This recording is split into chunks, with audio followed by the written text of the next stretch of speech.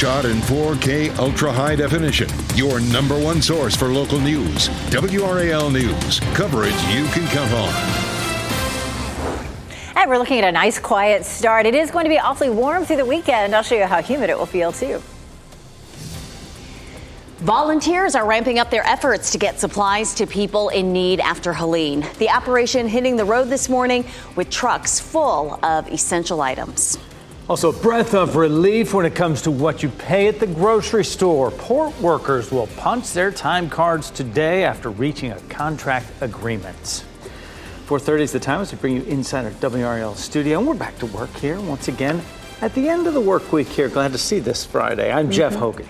And I'm Renee Chu. And if you like summer-like temperatures, you'll love this weekend. Meteorologist Elizabeth Gardner in the WRAL Severe Weather Center. We're still waiting on fall, and that will come. It will. It is on the horizon. We'll likely start to feel a nice big drop by Tuesday and Wednesday. But in the meantime, it's going to feel about like it has. We're going to continue to have this tropical sort of feeling air mass with us. We take a live look at Raleigh right now. Skies are mostly clear. We do have the potential for some fog to develop. But here's the one difference today versus yesterday. Our dew point is down to 62. That puts us in the nice zone. The higher that dew point number is, the more moisture there is in the atmosphere, the better chance we would see fog. So our temperature is 68. Our dew point is 62. As the temperature falls in some places, we may see some patchy fog development, but it may not be as widespread as yesterday. Temperatures are in the low to mid 60s for the most part. It is 68 in the Triangle, one of the warmer spots. And we'll see variably cloudy skies. Looking at nice and clear conditions this morning, we may see some increasing clouds this afternoon, up to around 50 to 60% of the sky covered. And then this afternoon, highs will climb into the low 80s. We have a 40% chance now that there'll be some development down here in the tropics, but it looks like all the rain will stay to our south. We will talk about how Kirk could have some minor impacts in North Carolina coming up.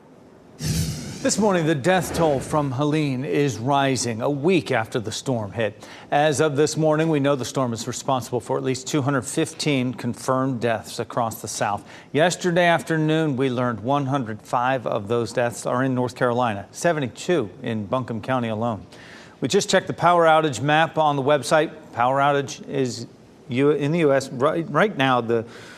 There are nearly 240,000 homes in North Carolina without power. That is down about 5,000 in just the last couple hours. And since the peak of the outages last Friday, power has been restored for more than 700,000 customers. Today, several truckloads of supplies will leave Johnston County, headed for western North Carolina. The Johnston County Sheriff's Office has teamed up with the trucking company in Selma to deliver that urgent relief. WRO's Heidi Kirk joins us live from Airflow Trucking in Selma. Heidi, good morning to you. Drivers have been hitting the roads all week to help people in the mountains.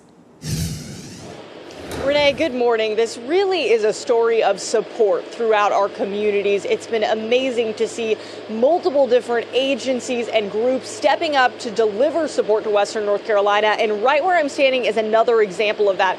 Take a look. Now, this is an entire tractor trailer full of different supplies. I'm looking at things like diapers, toilet paper, Gatorade, snacks, food, all of these things that some people out in Western North Carolina haven't had in days now. Now take a look at your screens. We were actually on the ground throughout the week as they were loading up 4 of these trucks that have already headed out to Western North Carolina. And where I'm standing right now, there are 5 more that are actually going to head out just within the next 30 minutes or so, headed west. Now, talking to a few of the truck drivers around here, several of them have already been out west, speaking about their experiences, but there's also a group that will be headed out there for the very first time.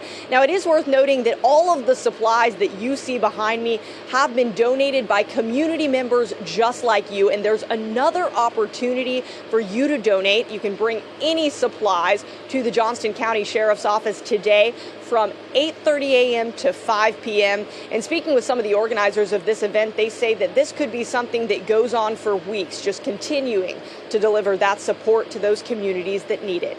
Heidi Kirk, WRAL News, live in Selma. Ahead this morning on Today, Al Roker is lending a hand in the community of Asheville. He'll be giving us a look at the massive group effort to bring some relief and what it takes to get food and water to all those folks who need the help. Plus, he is shining a spotlight on the special people who are rising to the occasion and lending a hand in times of crisis. It is all coming up 7 a.m. on Today. We've learned a firefighter died in the line of duty on a rescue operation in Buncombe County. The Guerin Creek Volunteer Fire Department announced Battalion Chief Tony Garrison was killed in a landslide last Friday. He had been with the fire department for 17 years. The department said Garrison died doing what he loved to do, running into the danger to try and help another. He leaves behind a wife and 2 children. The town of Hot Springs in Madison County is among those hardest hit by Helene. Roads were washed out, businesses were destroyed, buildings just taken off their foundations. Traffic is also delaying their ability to get resources.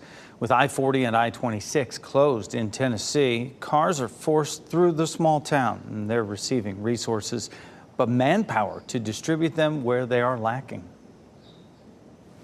We have maybe 100, 150 able-bodied people that are here. We've been working up to sundown every day. Fortunately, the town of Boiling Springs does have cell signal, so the temporary tower was installed there, so they have that. It'll likely remain for a long time. If you want to see where our crews have been so far, WRAL has this interactive map online showing our coverage from every community we've been to so far. Just visit WRAL.com/Hurricane Helene and hover your mouse over the locations. There'll be additional security at South Garner High School today. This comes after Garner police arrested a student there yesterday for bringing a loaded gun on campus.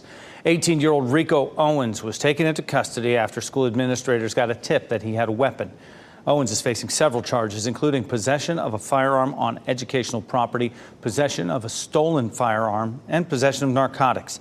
Nobody was hurt, and there is no active threat to the school. Former President Donald Trump will be back in North Carolina today. He is hosting a town hall event in Fayetteville.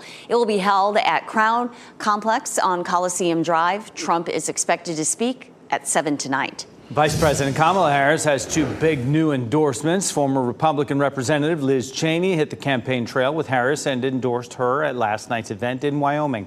Cheney's endorsement of the vice president is a surprising move across party lines. And rock musician Bruce Springsteen posted a video to his social media endorsing Harris for president as well. His 3-minute video talked through his thoughts on both campaigns. Springsteen has supported the Democratic Party in the past. Port workers will return to work this morning. This comes after the Union for Workers agreed to suspend their strike until January 15th to provide time to negotiate a new contract. Their temporary deal does boost their pay. The strike affected 14 ports, including Wilmington, and in just the span of a week, it was already starting to strain the U.S. supply chain. People who need to get prescriptions refilled in Western North Carolina can now get them without the authorization of a doctor. The State Board of Pharmacy issued a ruling that allows pharmacists to give 90-day emergency refills for certain controlled medications. This rule is in place because doctors might be unable to provide services because of the impact of Helene. The exception will last until November 3rd with the possibility of an extension. The Biltmore estate is sharing pictures of the damage Helene did to its historic property. Crews found a lot of wind damage to the grounds and to some buildings on the property. The entrance to the estate and some low-lying areas around the farm have extensive flooding damage. The Biltmore says crews are working around the clock to make sure things are safe before tours resume. There are no plans to reopen just yet. This morning, new jobs data is expected to show the pace of hiring is slowing a bit, but the economy is improving. Labor Department's September jobs report is due at 8:30 this morning. Economists say it'll show the labor market is still producing a good amount of new jobs. They do say it appears if employers are becoming a bit more cautious and hesitant to expand their payrolls. Coming up on 440 right now on your Friday, there's new evidence being examined in the Menendez brothers case. More than 30 years now after the murders, how this could possibly change their prison sentences. Plus, how Helene is affecting expectant mothers in the North Carolina mountains as they are redirected to other hospitals in the state. And give you this live look here, the WRAL newsroom in Fayetteville. A warm weekend ahead, but a cool down is on the way next week, and meteorologist Elizabeth Gardner will tell us when our highs will get back down into the 70s. From the WRAL Severe Weather Center, North Carolina's most experienced team of meteorologists.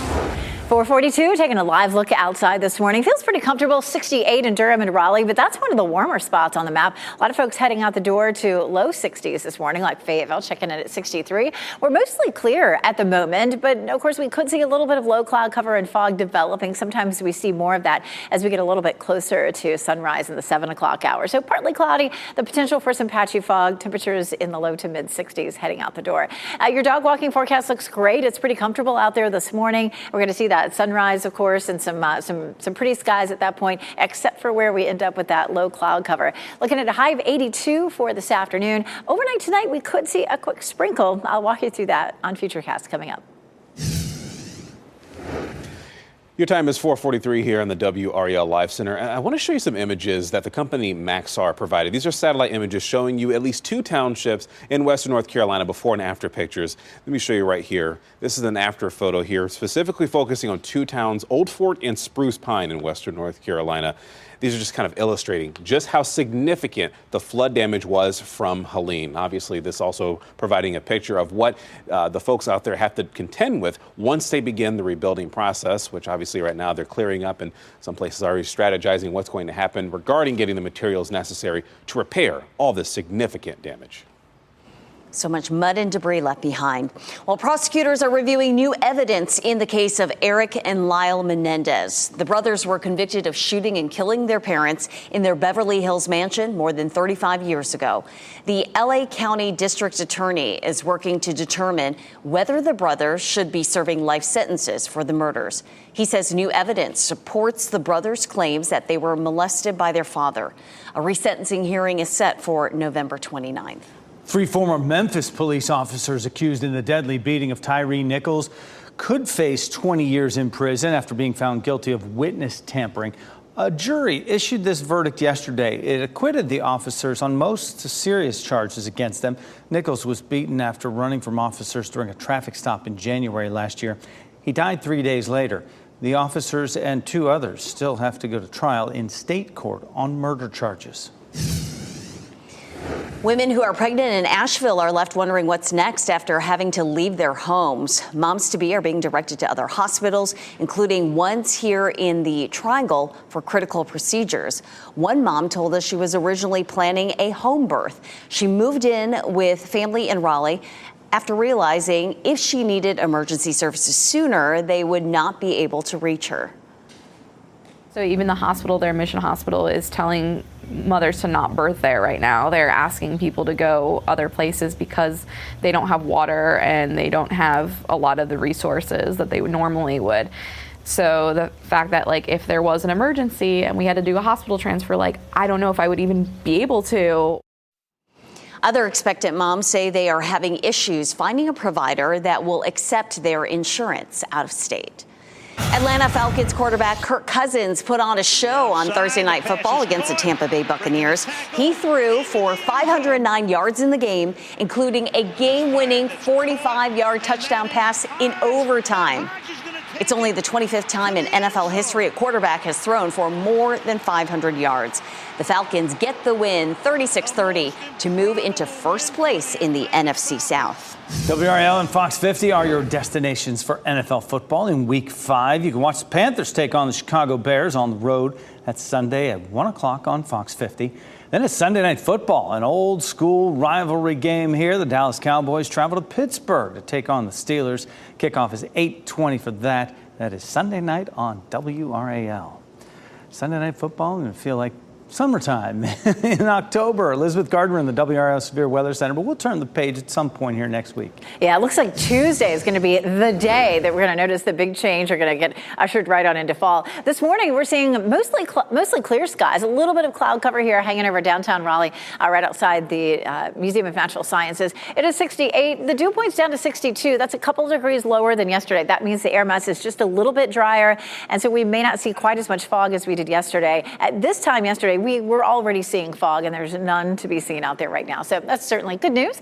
60 in Goldsboro, 63 Southern Pines and South Hill. It's a little warmer in the Triangle at 68 right now, but we might see that temperature fall off a little bit. The afternoon today will feel much like it did yesterday. 83 Raleigh and Durham, 86 in Fayetteville. So on the warm side, not too muggy with those dew points down in the low 60s. So it is gradually starting to feel better. And eventually we're going to start to watch this front dropping in and moving through. But ahead of it, this is a more moist air mass. You can see some moisture down here across some of the Gulf states, and a little bit of that up in the mountains of Virginia. Nothing heavy there, just a little bit of light precipitation. So let's go through Futurecast. You can see some of that rain there back to our west. A little disturbance may push some cloud cover in here closer to lunchtime. And then as we get into the overnight hours, we could see an isolated shower that pushes through. For the most part, that shouldn't affect us for Football Friday. We put a 20% chance on just in case as we see that little disturbance moving through. Temperatures should be pretty comfortable, though, at 6 o'clock, 81, looking at 77 by about 8 o'clock. Weekend planner still looking good. Just a small chance of a shower on Saturday,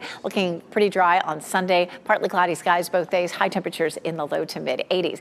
Here it comes. We finally get rid of the humidity. It drops a little over the weekend, but Tuesday it drops all the way down to refreshing. And I know folks can't wait for that. I know I can't, that's for sure. You can see the warm color contours here, the yellows and the oranges. And then we get into Tuesday and Wednesday and that blue sets up. Look how nice and dark that blue turns. That means that we're definitely going to feel some nice below normal temperatures, and that continues into the following weekend. So checking the 7-day forecast, we're looking at low to mid 80s all the way through Monday. And then after that, we solidly drop it down into the 70s. You know, some sweater weather. Temperatures will be in the 50s in the mornings. It wouldn't be a bad weekend to head to the beach, but we're going to start to see our rip current danger increasing with Major Hurricane Kirk. I'll show you that coming up.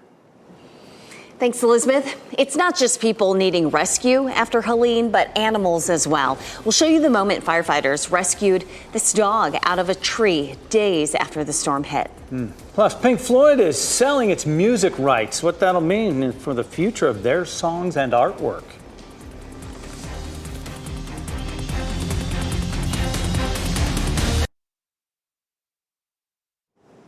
As volunteers continue to support Western North Carolinians with food, water, and other essential supplies, people hit by Hurricane Helene are facing a difficult truth. When it comes to rebuilding their homes, they may be left to fend for themselves. 5 on your side's Keely Arthur explains why.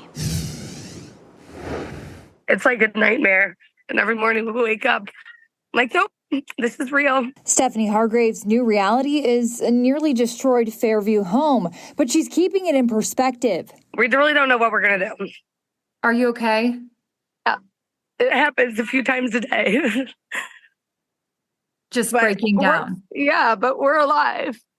And I know a lot of people that, have family and friends that are still missing, or they found their bodies. It's horrible. Fewer than 1% of Buncombe County residents had flood insurance. Hargraves was not one of them. She, along with many others, have turned to GoFundMe, relying on the kindness of strangers. Yet even as donations flood in, the need remains immense, with property damage estimates in the tens of billions. Why didn't you have a flood insurance policy? So this was just something that is just, it's never happened here before. Nobody was prepared for it. High cost, policy confusion, and even being in a low flood risk designated area led many homeowners to skip flood insurance. Even those with coverage should note it won't typically cover landslides, which differ from mud flow. Mud flow is mud that's incorporated into moving water through a stream. It does not cover land subsidence or collapse on mountainsides. Help is available through FEMA Disaster Assistance, something Hargraves and anyone else affected by Helene should take advantage of. Most definitely. We don't have a choice. And luckily, cars flooded by Helene are likely covered if a driver carries comprehensive auto insurance. There have been several reports of animals being swept away in Helene's floodwaters. A couple posted these photos on Facebook. They discovered a lone sheep. That was in Swannanoa. They say it was stuck underneath this bridge on I-40. Firefighters in Tennessee rescued a dog stuck in a tree 20 feet above the ground after Helene flooding. This happened in Murfreesboro. This is about 40 minutes from Nashville. A canine officer saw the dog days after Helene swept through the area. Firefighters climbed into the tree and successfully rescued the dog and gave her some food. The pup was later reunited with her owners. 3 state-operated farmers markets in North Carolina are now serving as drop-off locations for hurricane relief supplies. These include the State Farmers Market in Raleigh, the Piedmont Triad Farmers Market in Guilford County, and the Charlotte Regional Farmers Market. You can drop off supplies through Sunday. Needed items include non-perishable food, water, baby supplies, cleaning materials, and pet food. Pink Floyd has agreed to sell their music catalog along with their name and likeness rights to Sony. The UK's Financial Times reported this $400 million deal. And according to sources, ownership of the band's likeness means Sony would profit from the sale of merchandise and future movie deals. The deal limits Sony's rights to the band's recorded music. Sony will not have rights to the band's songwriting. Pink Floyd has reportedly been trying to sell the catalog for several years. This weekend, you can meet some of Duke's basketball stars and support our neighbors in the mountains. The donation drive happening during Fan Fest in Kayville. Also, people are being told to evacuate areas of Lebanon, and that says Israel hits that country with more airstrikes.